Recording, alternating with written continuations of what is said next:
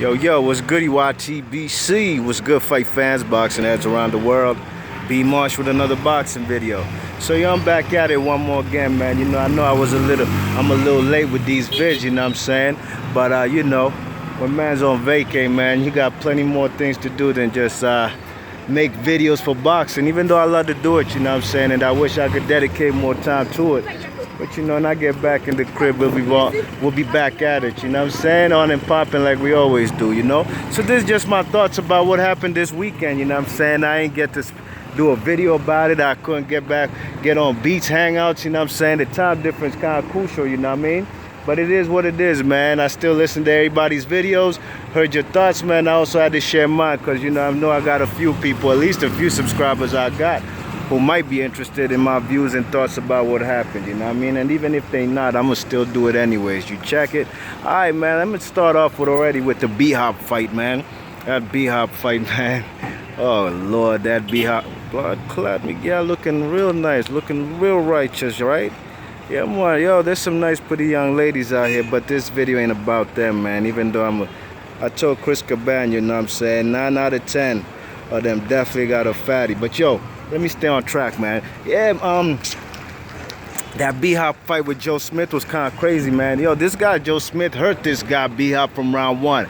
B-Hop felt this man's power from round one, you know what I'm saying? But, even the man B-Hop did land some punches. He did land some few clean punches. But this Joe Smith Jr. guy is a strong ox from Strong Island, Long Island, New York, and this guy was just too relentless. And sooner than later, he was going to catch up to B-Hop, at least from what I see, for the first 8 rounds. And sure enough, man, that 8th round, he put him through the ropes, caught him with at least five clean punches, you know what I'm saying? 5 clean punches that put the man out the ropes. The man B-Hop there talking about the man shoved him out the ring. You check it. That's what he tried to say back in like '98 when he fought Robert Allen, talking about the referee shoved him out the ring. You know what I mean? So B-Hop's a man who needs to give the young guy from Long Island, Strong Island, New York, give him his props, man. Give the man his credit. The man knocked you out the ring. The man fell head first on the floor. You know what I mean? And then the man talking about his ankle got twisted or he sprained his ankle. Nah. Just say you banged your head real hard on that floor after you got put to sleep before you went through the ropes. Just say that and man will accept it, you know what I mean?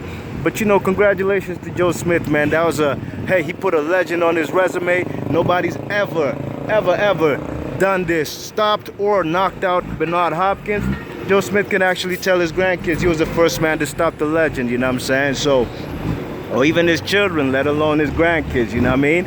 So big ups to him, you know what I'm saying? That was a tremendous effort, That was a good effort by the young guy, you know what I'm saying? And this guy's actually been the underdog in 2 fights in a row from the Fonfara fight. Nobody gave him a chance. And this next fight with B-Hop, he beat up 2 guys that he was brought in there to lose to, and he did his thing. So big ups to him, you know what I mean? So you check it, that's one fight. And the undercard, that was a fight I was really looking forward to see.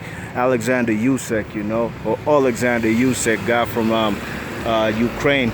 They even say that's Lomachenko's best friend, yo. The man does definitely move like Lomachenko in the ring. A southpaw, man looked like a 7-footer in there when he was next to Machunu, you know what I mean? But he's not, he's actually about 6'3", and the man looked real good up in there, you know what I'm saying? The first 5 rounds, up until he dropped Machunu in the 5th round, it was basically a feeling out process, you know what I mean? The man was in there using his jab, moving around. I couldn't even believe the crowd up there in the forum. Them Los Angeles fans, they don't want to see nothing but blood and war and blood and guts, man, because, I'm a kind of guy like technical boxing, and that's what I seen for the first few rounds, you know what I mean? But the crowd was booing from round 1. You check it, the crowd was booing from round 1, and that was, it was kind of disturbing that they ain't appreciate the sweet science. These fans must not know that the technical ability must be displayed first in order for the KO to present itself, you know what I mean? You check it, these bloodthirsty fans, they think they're going to get a knockout like straight up and down like a Mike Tyson fight. They get a knockout in the first 30 seconds, they going to boo. They don't get a knockout, they going to boo. So what do these fans want, man? You know what I'm saying? What do they really want? You know what I mean? That's why, I could say for the most part, I just call them casuals, because a real hardcore boxing fan will appreciate the technical aspect of boxing, you know what I mean? And that's what Alexander Usyk displayed. And in the 9th round, he dropped the man Mchunu twice. Mchunu looked decent. He looked decent. He was giving him some good work in the first 4 rounds up until he got dropped in the 5th. You know what I mean? He was catching. Hey, Usyk can get hit. He could get caught, man. Don't think this guy's invincible. I picked him to win the fight. No doubt, you know, I thought he had the edge over Mchunu, but that man, Mchunu, was catching him with some straight shots that the man was feeling. You check it, so, you know, the man, Alexander Usyk, he came through. Now in the 8th round, the man's, Mchunu's trainer was telling the man, oh, you better than this guy. Man, go ahead, take this guy out, man, be more aggressive, da-da-da-da-da. The man came out in the 9th round and it was at the total opposite, man. The man Mchunu, Alexander Usyk got wicked with the man, and you know, he put him down. To me, it didn't look like there were crucial blows that really hurt the guy. Maybe the man quit, I don't know, you know what I'm saying? But it is what it is. I picked the right guy to win the fight, and I knew that basically Mchunu had no chance unless he was going to knock this man out, which he doesn't do. He's just a crafty, awkward southpaw, and he's a good fighter. But a guy like these guys with power, like Makabu and even Alexander Usyk, they're gonna do what they do, and they're gonna take care of these guys unless guys like Mchunu gonna come in there, you know, to be the aggressive fighter. You know what I'm saying? Okay, so what's the next fight on the docket? Oh yeah, that fight, man. Yo, Alexander Povetkin. I've come to the conclusion this guy don't give a fuck about boxing. He don't give a fuck about a world title. He don't give a fuck about fighting nobody unless he's getting paid big money out there in Russia, and that's definitely what he's gonna be getting, man. He's getting big fat paydays out there, and this guy's the biggest drug cheat I ever seen in boxing. You know what I mean? How you get caught? How you gonna get caught twice, 2 times in what? In 7 months with the PEDs, with a banned substance, man. This guy's out of control, man, and and you see the man Bermane Stiverne pulled out of the fight because it was announced by the WBC that the man took steroids in his system. Bermane Stiverne pulled out the fight. So why would a dummy like Johan de Hoppers go in there and try to fight the man? If Bermane Stiverne gonna pull out because Povetkin on PEDs, what makes you any different, man? This man damn near got killed by. This man Povetkin put Johan de Hoppers, who was a last-minute replacement. Man, he hurt him with a jab. You check it, the man hurt him with the jab, and this man was basically got wicked on the man, and it was real disturbing to see that. And the sad part about it, that stadium out there in Russia was sold out, and these fans out there and Povetkin, they acted like the man actually did something. You check it, like the man actually did something positive, you know what I mean? Like the man actually beat this man with his own strength, you know what I'm saying? So, you know, Alexander Povetkin, like I said, he don't care about none of that stuff, man. Especially when he's fighting a brother, he's gonna be juiced up to the max, and that's basically how he's going.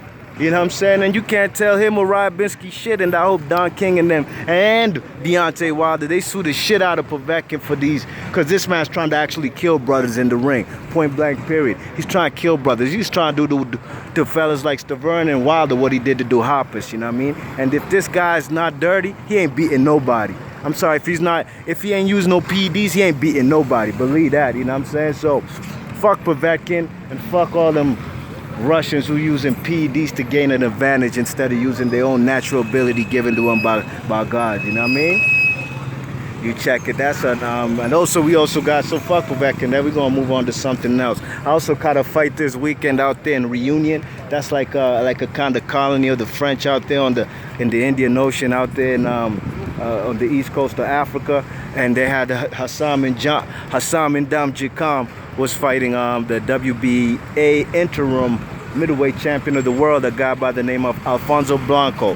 And this guy is a guy who Alfonso Blanco is a guy from Venezuela, you know what I'm saying? And Hassam Ndam did the unthinkable, man. Hassam Ndam damn near killed this guy with that overhand right, chopped him down like a tree, chop him down. You check it, the man cut through the jab. The guy tried to protect himself from the jab. I'm talking about Alfonso Blanco, but he didn't see that right hand coming over the top, and it caught him flush on the chin and the jaw, and he put this man down on the ground. The man hit the floor canvas face first.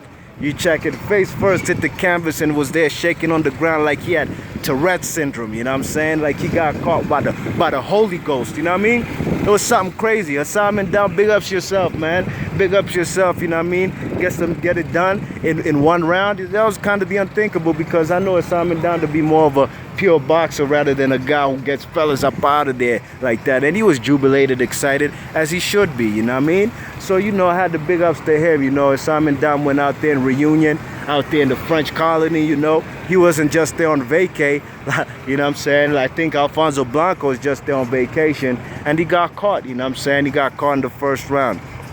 You know what I'm saying? And also Gamboa was supposed to be on that card, but his opponent, the guy from South Africa, somebody Clausen, forgot his name at the moment. The dude, that dude was caught in a hotel room out there in that Paradise Place Reunion. The man was caught there with a nurse and his trainer, and this guy and he had all kind of performance enhancing drugs and shit, you know what I'm saying? So this guy, you know, he got arrested out there in Reunion. So Gamboa, unfortunately for him, he can't catch a break. He ain't get to fight again. And I ain't seen this guy, word to God, since he fought Terrence Crawford, you know what I mean? So it's a damn shame, you know what I mean? Also in some other news, we got Triple G and Danny Jacobs is finally made. You check it, finally made for March 18th up in MSG. God willing, if I can, I'm gonna try and make it up there. Go check out that fight, man. That's gonna be a major big fight, you know. I probably could say this is a dangerous, serious fighter that Triple G will be facing, and I'm gonna make a prediction video later on down the line. But for now, I'm just happy that they finally got it done, you know. The purses have not been disclosed, or maybe they have. I'm just not privy, or I don't have any knowledge of it as of at the moment. But I'm finally glad that this fight is going to be made. You check it. And then we have, you know, I think that's about it, man. That's about it for everything I checked out on the weekend. You know what I'm saying? You know, like I said, I was kind of busy on the weekend, you know what I'm saying? Had a function to go to. You check it. And, you know, it's quite difficult to do videos at the moment, you know what I mean? But I will do what I can. And I'm still here, you know what I mean? B Marsh Boxing, thanks again for listening. If you're new to the channel, check me out one time. You know what I'm saying? Hit that subscribe button if you're new, and if you like the video, hit that thumbs up. Even if you don't like it, hit that thumbs down. Don't matter to me, it's your world. You check it? All right, B Marsh, I'm going to check you on the next bit. Peace.